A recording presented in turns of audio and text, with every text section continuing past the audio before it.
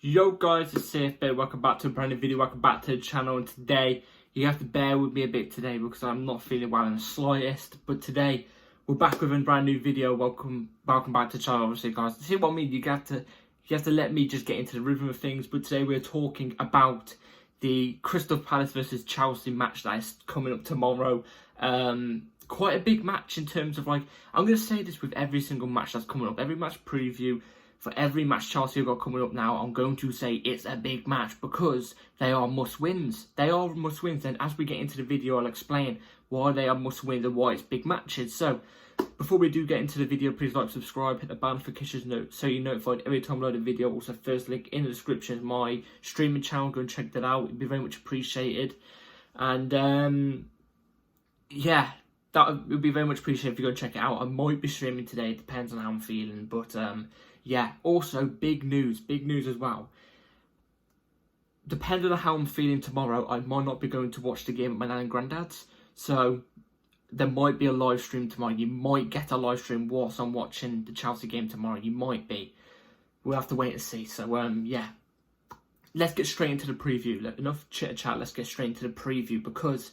Why is this a big game? Why is Crystal Palace Chelsea a big game? It shouldn't be a big game. It should be standard Chelsea. Go out, get the win, get the job done, get the 3 points, and go on to the next one. That's what it should be, realistically, yes. But we all know Chelsea Football Club have been shocking this season. We have. But we've just come back off a great win against Aston Villa. A game and a win where I can look at us and go, you know what? You know what? We performed really well here. I could see what we were trying to do, and Pochettino set us up in the right way. I'll leave them on it until later. That's the first game in a long time that I've looked at and Chelsea have gone. I've looked at Chelsea and I've gone, you know what, I could see what we're trying to do. There's something to build on there. Well, that's what a lot of people are saying. There's something to build on our performance. Look, I don't want to be coming on here and being negative like usual, but I'm just worried that it was just a blip. It was a blip. Don't get me wrong, the Aston Villa game was a brilliant result, especially the team going to their ground and mullering them 3-1 in complete domination when they're meant to be this brilliant team with a great home record. We went there and shoved it in their faces easy. If we could do it against Aston Villa, we could definitely do it against Crystal Palace, who were there for the taking, right? But we've seen this many occasions where, you know, for me personally, I think the City game was our best game. I think Chelsea City, when we drew 4-4, I think we played unbelievable that game, honestly. And then it was just a blip, clearly, because I think we went on to play Brentford in the next game and we just flopped, you know, completely. So, obviously, it depends on what team is what, do you know what I mean? Like, some teams low block, some teams come at you. Aston Villa will come at you no matter what. Crystal Palace, you could say, will come at you until they get a goal and then maybe they low block. I don't know, but obviously, Crystal Palace isn't as good as Aston Villa, so surely the Chelsea players are going to have the mentality to look at Crystal Palace and go, you know what, we can take you on. Do you know what I'm trying to say? And I'm hoping that's the mentality, but like I've already said, I'm scared that it was just a blip. It was just a blip. That we just performed for one game, but then we're going to go and back off and be underwhelming again in the next game and show negative signs. So that's why I've gone and said on record, I'm still not Poch in, I'm Poch out. In fact, it's going to take a lot for me to be Poch in. I think the damage is already done. I've got to be honest. Like I said, I don't want to be negative. I don't want to come on and be negative.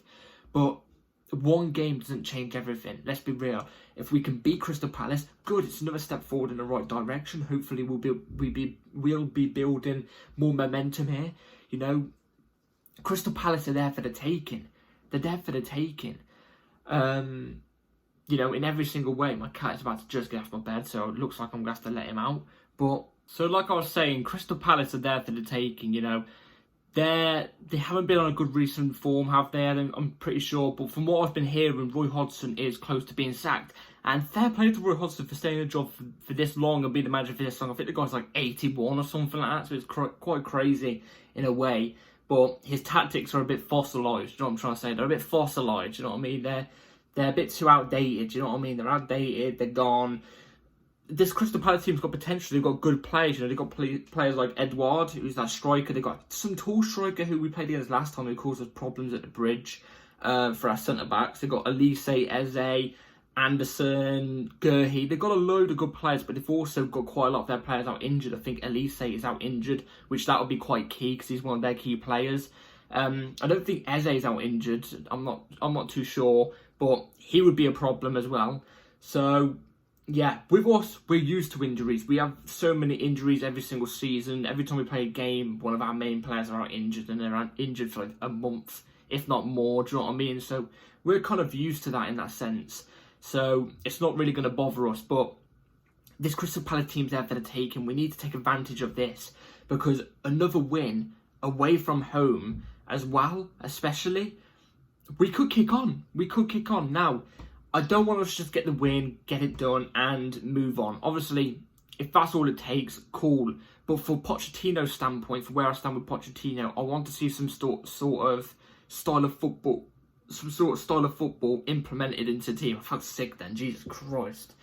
I want to see some sort of style of football implemented into the team. You know what I mean? Maybe the way we played in the last game. If I see that, because we went down the middle a lot more than we did last time. We still went out wide, don't get me wrong, but we went down the middle a lot more. Not as much as I would want to, but like, you know what I mean? There was something there you could see. Tomorrow, I want to see it again. I don't want to see it again and again and again and again. You know what I'm trying to say? We've got to see some sort of play, because like in the games against like Luton and Sheffield Wednesday, and you know, even the Middlesbrough games, we didn't see their style of play. It was just out wide, wing it. That's all it was. That's why I was complaining on here when we were winning games, saying this isn't sustainable. This we can't play this long term with this manager. We can't. Like I said, I still stand by it. One win isn't going to change that, but like, I just want to see something that we can maybe perhaps work with for the next couple of years. So maybe Pochettino, for the next couple of games, he's got to implement a style of play. He's got to win at least half of his games, and he's got to win at least one trophy. He's got to win at least one trophy. If he wins two, then that's brilliant. That's brilliant. The Chelsea Football Club, we want to be winning trophies, don't we? We want to be winning trophies. So yeah, but mainly I just want to see a style of football that could be implemented for the next couple of years. You know what I mean? One that's sustainable, that could work with the team for the next couple of years, that we could see make us challenge for titles week in, week, well, not week in, week out, year in, year out, or at least, you know, just be there. Do you know what I mean? So, and win trophies in general. So that's my sticky point with Pochettino. Like I said, it's at Crystal Palace's ground, so who knows? They could turn up. They could turn up for Roy Hodgson. Who knows? But this team's there for the taking. In fact, actually, I'm going to check whereabouts they are in the table, actually. Bear with me a second, guys. As I get the table up of the Premier League. So we're sitting 11th, 31 points in 23 games. If we win tomorrow, 32, 33, 34, we could go up to 10th. We go up to 10th, but then we'd only be... We've got a game in hand on everybody above us, but we would only be then 1 point off 7th if we win tomorrow. If we win tomorrow, we are only 1 point off 7th. So I guess in hindsight, that isn't that bad. Crystal Palace are on 24 points. So they are 24, 25, 26, 27, 28, 29, 30, 31. They are 7 points behind us. If they win tomorrow, they go 4 points behind us. So, and they're fifth, they're lying 15th. So if we lose tomorrow, then we're kind of, if you actually realistically look at it, we're actually kind of in a sticky situation. A bit of a sticky situation. But even if we win tomorrow, we're not in so much of a sticky situation. It's kind of confusing. I don't know, but the table's a bit weird. The main point is we've just got to get the win tomorrow. We have to. So I'm going to show you the lineup I'm going to go with for tomorrow's game.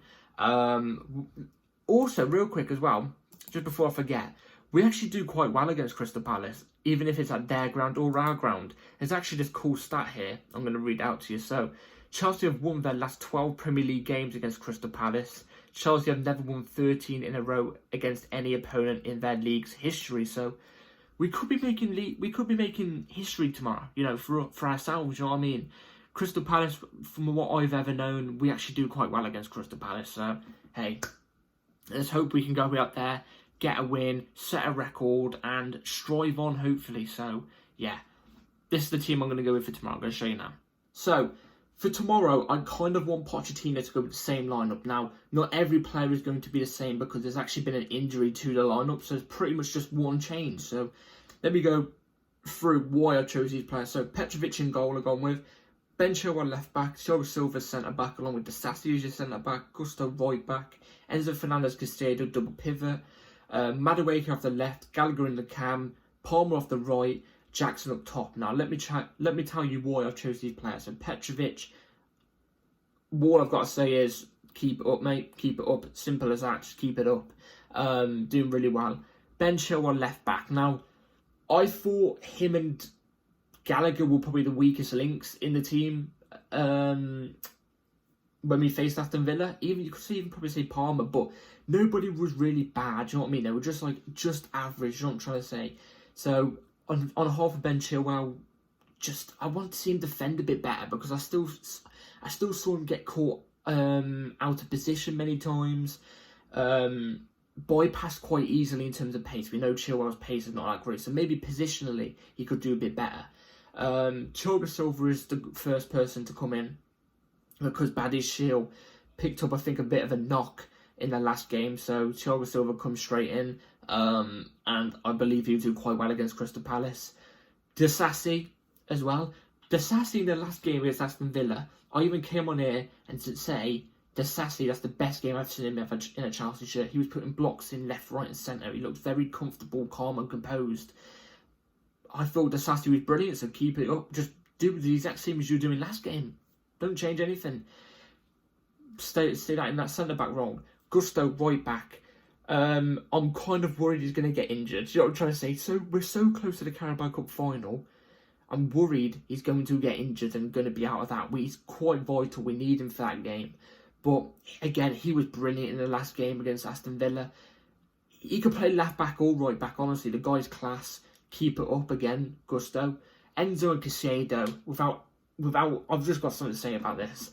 Enzo, self-explanatory, was unbelievable in the last game. Caicedo as well was great last game. Was great, not at fault. And you know why they weren't at fault? Because Pochettino actually played him in a double pivot.